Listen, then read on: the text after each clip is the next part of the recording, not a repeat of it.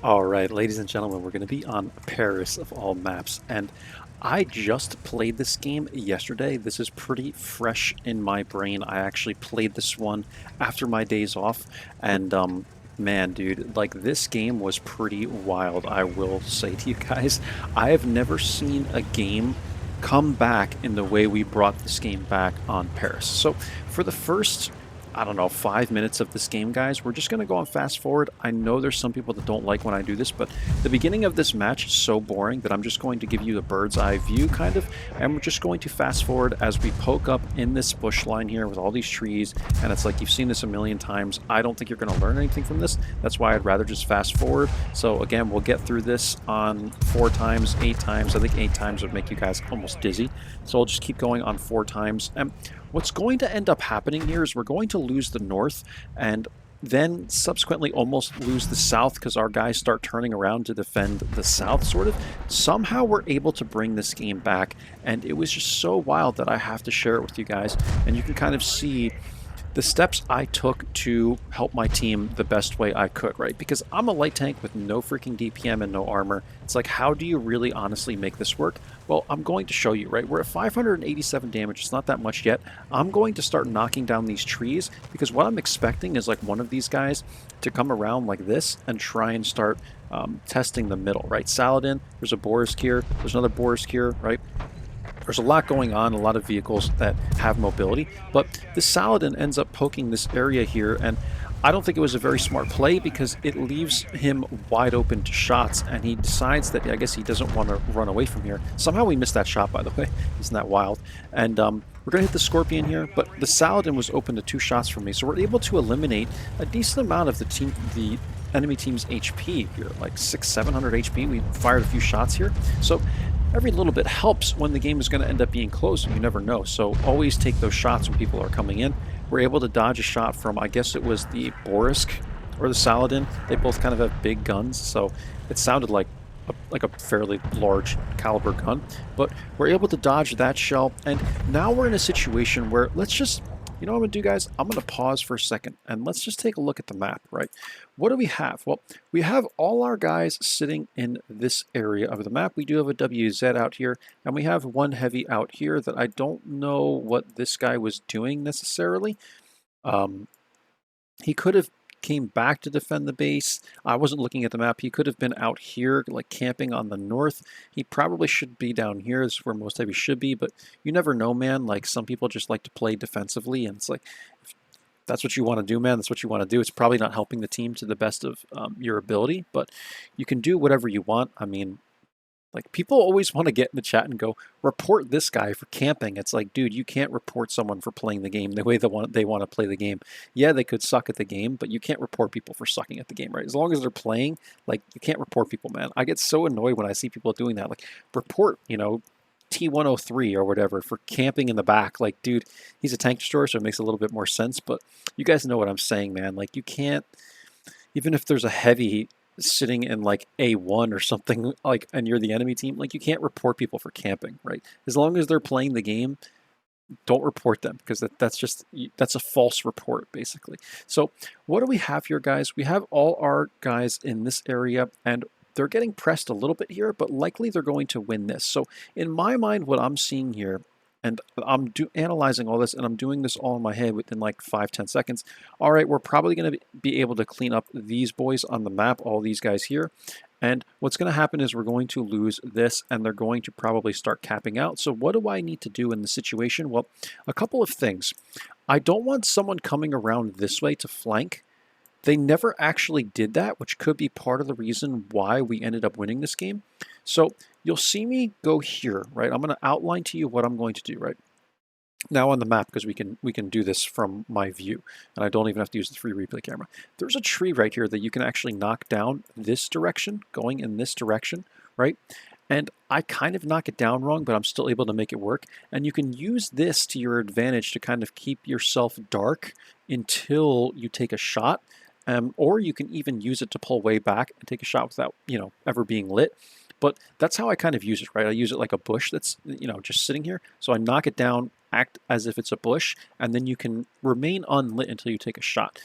this, you might not think this is very helpful, but it is, guys. It really is. We're able to basically get 2 shots into one of the enemy Borisks before he's able to return a shell into me, right? So being able to hit someone without them hitting you is way more important than you think. So just knock this tree or do anything you can. Like, I didn't even know this tree existed until this game. I just saw it and I'm like, all right, what if I knock this tree like this? You know, like sometimes you really just have to think about what you need to do and go, all right, this is perfect. I'll just knock this tree down. And you kind of just do things like like you don't even really think about them, right? You just kind of do them like, all right, this should work. But this is what I wanted to do, right? I want to defend the base, so I want to knock this tree down. And what I also want to do is make sure we don't get flanked here. So you'll see me run back after a couple shots or whatever, and I'm like sitting here waiting for someone to come around the corner so I can spot them immediately and get a shot into them before they advance. But that never happened. So here's what we're going to start doing in this game. You will see. And Borisk is full HP here. There's a Scorpion pushing in now. Saladin's pushing in. And like, it's going basically as I expect it to go, right? And I think I start pinging the map, like, guys, help me. Like, look behind you. You know, you're going to end up getting hit because a lot of heavies don't really pay attention to this. You see how they're all just still kind of like poking these guys? The VK is now like, okay, we might have to turn around here. But this guy, this other VK is like still paying attention to the heavies. The Centurion's still paying attention to the heavies. Like, I'm trying to get these guys aware of what's going on, right? Because a lot of heavy players, and I used to do this all the time, you just get tunnel vision. You're too focused on what's in front of you, right? So these guys are now kind of adjusting. This guy's able to clean up the Saladin or whoever that was there, and now we're in a situation where we're in a brawl, right? We can brawl. We can brawl this out. The HP is still similar, right? It's not like they have a crap ton of HP, and we can kind of poke this. T-103 has really trollish armor, man. When I played that vehicle, I was getting penned left and right, but for whatever reason, if it's angled a little bit, like even the hull can be kind of trollish. The turret is what has the armor. So any bigger guns, like if I had like a tank destroyer gun, I would go right through the bottom of it. But you can see like it's angled there, and I hit the track, like I can't really pen it, man. So it's a little weird. And T-28 is pushing here, so now this is where it gets tricky, right? Because these guys have all these avenues against us. We didn't really technically have this one yet. Luckily, a couple of our heavies pushed here. But look, the T-28 has a shot from here, the Borisk has a shot from here, right? And these guys have different angles on us, and if they took this angle, then they would have this angle as well. And that's what, it's really what flanking is all about, but it's what light tanks are all about too. You want to work the angles, so if they had 3 angles on us here, I don't know, man, might have been tough, like if they snuck another guy around this way, but that didn't happen. Right? So I know I keep pausing, but I want to explain this to you guys and show you like how this kind of turned out, right? That they were trying to work all these angles, but we just defended it really, really well, man, right? Like the T-28's trying to poke around this corner, VK is going to go after him. These guys ended up winning the south. Instead of all turning around, they won the south so that we didn't lose that angle. And now the VK is actually going to push into the T-28. I think he eliminates this guy and then gets eliminated himself, if I remember correctly. But these guys are now kind of backing out because the Borisk, I guess, is on reload. The VK is pushing here, and then the Caliban's going to go help him. And the Caliban's a really big hitter, right? What I'm doing is taking the other angle here, because what I'm trying to do is, look, they have 2 on the cap now, right? And I'm trying to get another angle to probably poke up like this and take a shot at someone and then run away. That's why I'm backing up slowly to try and get this shot. But then the T-103 appears coming forward, and like I have to take my shot at this guy, right? Because I'm gonna get spotted. I need to try and defend myself here. Luckily, someone is able to get a shot into him here, and then I'm able to clean this guy up, and he misses me. Thank God he misses me, because now I have the HP to spare and I can run out here. And luckily, also what happens here is, I guess they had the Scorpion on the cap, and then the Scorpion decided to come off the cap, or something like that. If the Scorpion stayed on the cap, this might have been a win for them, right? Because he comes off the cap, or he gets spotted and gets hit and backs up, I guess. So maybe it didn't really matter, but it's hard to pay attention to so many things at once, even running the replay back, guys. But I'm sure you could just go back 10 seconds and see what happened there. But now I know it's the LT-432 on the cap, right? I'm almost positive. There's no way that Artie came all the way this far, man. Like, this just wouldn't happen. So now I know it's the LT, and I know since I'm here now, right? I know that it's very likely that this guy is sitting in this bush, because I didn't even change my loadout. I'm still running CVS. I didn't want to for this map, but I just forgot to change my loadout. I know that it's highly likely this guy is not here, because with CVS, at this point, I probably should be able to spot him. But if you notice something about this, there's a tree right here that's knocked, and this is acting like a double bush if this guy were to sit here. So as I'm coming around this corner, I'm doing all this in my head in like 2 seconds. And I'm thinking, all right, this guy is probably in this bush. So I'm going to start like putting my gun in the middle because I'm thinking that's where he is. I don't put my gun over here, but I still end up bouncing him, so it doesn't even matter anyway. But the turtle, or I think it's the Caliban, is able to clean him up or something like that. And we're able to bring this game back, right, guys? And now we just have to go after the Borisk. The Borisk is still full HP. I think the Borisk might have been a little too passive in this game. Perhaps he probably should have used his HP at some point, but now this guy starts to come this way before he goes dark. So watch how fancy I am, man. I'm going to kind of duck behind the turtle here as this guy comes around the corner. I'm going to take my shot and then duck behind the turtle, and he goes and shoots the turtle, but I think this guy only had one shell left in his magazine or something. Or he shot two and I just didn't even see it, and the turtle bounced the second or whatever. But I'm going to come around the corner, I'm going to hit this guy, and at this point, it's the Caliban that I think cleans them up. And then we just go after Artie, guys. So there was so much to go over here. I almost want to go back and show you guys one more time. But that's basically what happened. We're going to go after the Artie. I'll discuss it one more time with you guys, kind of what happened. Persian goes after him there. And that's the game, guys. But let's kind of load this back. And I'm going to go to the free replay camera and just show you exactly what happened here and what I did to kind of help the team out, right? So let's fly over here, pause this, hit 0 so we can go faster. Go all the way over here. Well, we just went over the map. And what I want to show you guys, slow it down a little bit, is kind of what happened here, right? So give you an overview. By the way, like if you ever get the free replay camera, you can go outside of the map.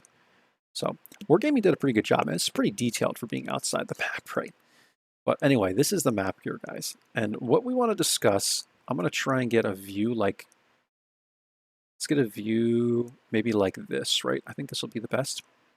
We'll go to the pen. So what we had was a lot of heavies sitting like here and here and here and here, and they only had a couple guys left over here, right? So what ended up happening was the heavies played smart, man. We took care of this angle. We took care of this problem. And then you have the T-28 that's poking here, the Borisk that's poking here. Some of our guys went this way to try and defend this and also weren't getting hit from people that are poking this corner. So now we're defending against the T-28. Someone eliminated the T-28 and the Borisk ends up staying right here, right?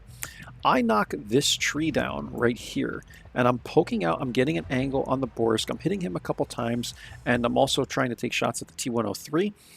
And I'm able to come back around and use this angle, right, to try and, I wanted to eventually spot the base, but then the T-103 starts approaching me, right? So we hit the T-103 in the side. Luckily, he misses his shot, and I'm starting to get support from the Caliban and other guys in the back, right? And then finally, what ends up happening is you have the Scorpion that gets lit here, luckily, as my guys are pushing in. And there's little walls you can use here. I want to say it's right here. Yeah, I can see it. So you use this little wall if you have a hold down vehicle, right? And you can actually use that to kind of defend the base. But the Scorpion, I guess, got lit here. I wasn't looking at everything. It was tough. But he backed up, and that, of course, reset the cap. So I guess he just backed up, and it doesn't matter if he's on the cap now, right? Because he was reset.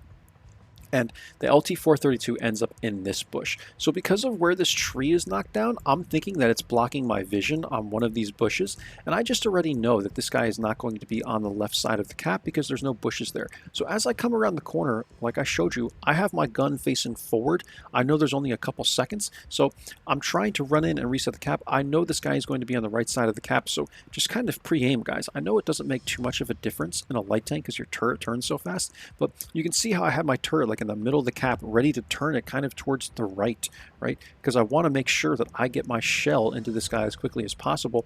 And even then I still rushed it, right? I had a couple seconds and I bounced him, and if I was the only person left to reset the cap, I would have probably just took the shot from the LT and focused the shot. But I know that I had some people behind me, so as long as I spotted this guy, we would at least have one other person that could take a shot. And it ended up being the Caliban. Caliban melts this guy off the map because I'm telling you, that gun is ridiculous on the Cali. And we end up bringing this game back because I think that we were just able to close out all these angles the enemy had. They had this one, they had this one, they had this one, and they had this one. They never took this one over here on the right. I was able to use this bush and kind of spot people poking the corner, and people were able to help me out. We took care of this one because the heavies pushed into it, right?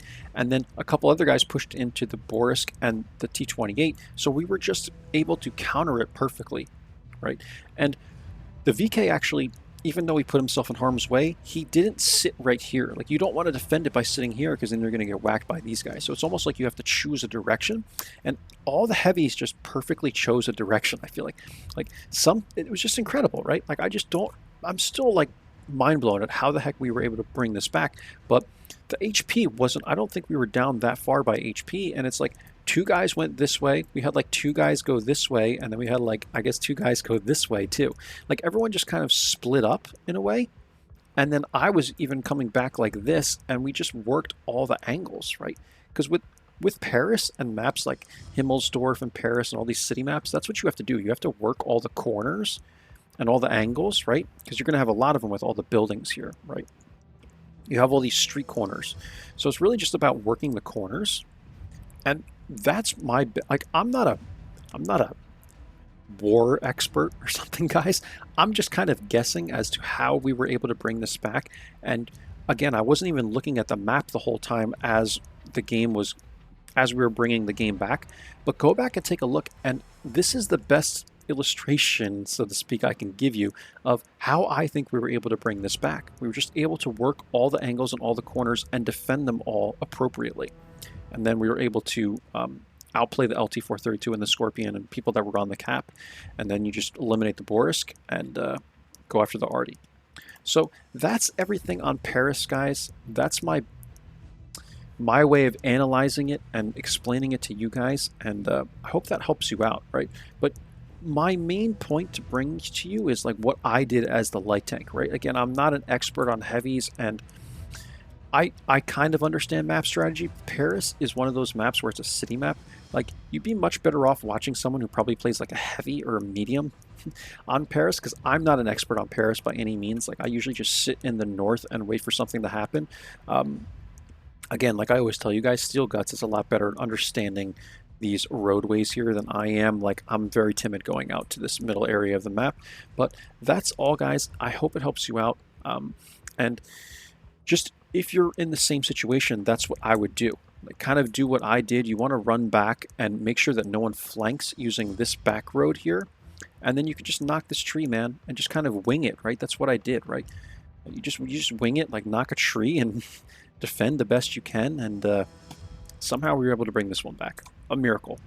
Because in World of Tanks, usually once the game is going one way, that's it, man. But there you go, guys. 830 spotting, 2616 damage. I thought this would be a really interesting video to bring you guys.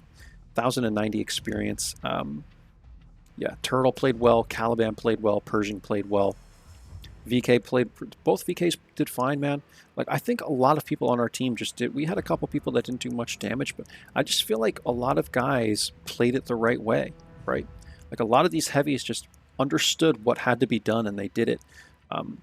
Or they just did it without really thinking about it and it worked out, but who knows, man. So there you go. 22 shots fired, 14 hits, 12 pens, guys.